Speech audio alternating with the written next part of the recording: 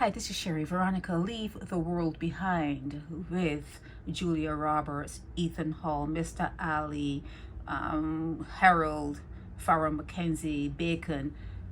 I would recommend this. I would recommend it. Ended in a strange kind of way, but I would recommend it because it only shows that no matter how far apart people are, the divisions, no matter how far apart people are when things are going like normal, when things are normal, you'll be surprised how all of those separations close really quickly in this particular movie. You'll be surprised how quickly it closed and how things can turn out. Your mind may not be your own. That's all they can say about this movie. Your mind may not be your own, because if you can be so easily swayed, so easily turned, we need to watch ourselves. This is Mr. Ali here, right here. This is Harold, Mihala, that's her name, Harold.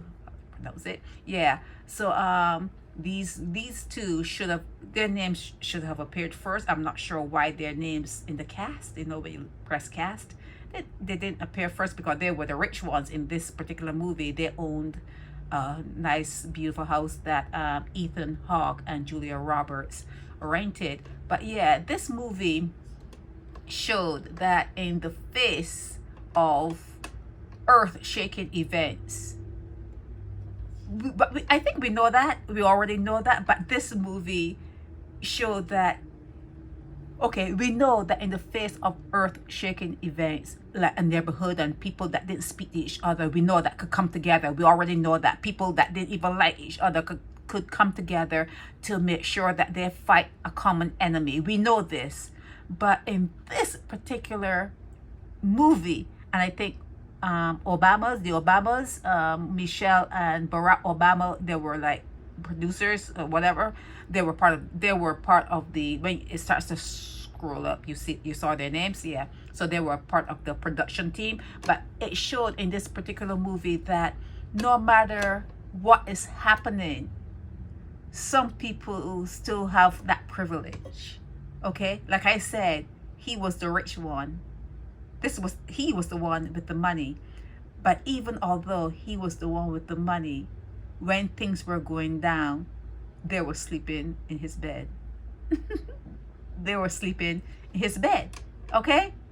So I would recommend you watch this movie and watch it with a slant. And although they were sleeping in his bed, she was quite ready. Although when he came to the door and informed her, well, he was the owner, she was incredulous, like, we're paying you rent. Yeah, even though she acted that way at the beginning of the movie, she was ready. She was ready. When she was thinking that he may be not around or whatever, she was quite willing to switch races, to switch allegiances. It's very interesting how being afraid, it is very interesting to see how thinking, hey, this may be my last day on the earth, what people would do.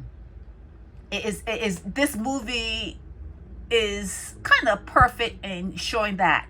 Not to the extreme that I talked about before, that if you know something is happening, you would get together with your neighbors to make sure that you're all like in unison to fight a common. No, I'm talking about a nuance. It's like and they did it very well to show that even in a situation that did not need to be, if the world is coming to an end, you really don't need to be jumping in bed with someone. So even in situations that did not need to be, it shows how the mind can be influenced, and you act outside of yourself. You're not yourself. You are actually not yourself. And sometimes it will make you wonder, well, who's in control?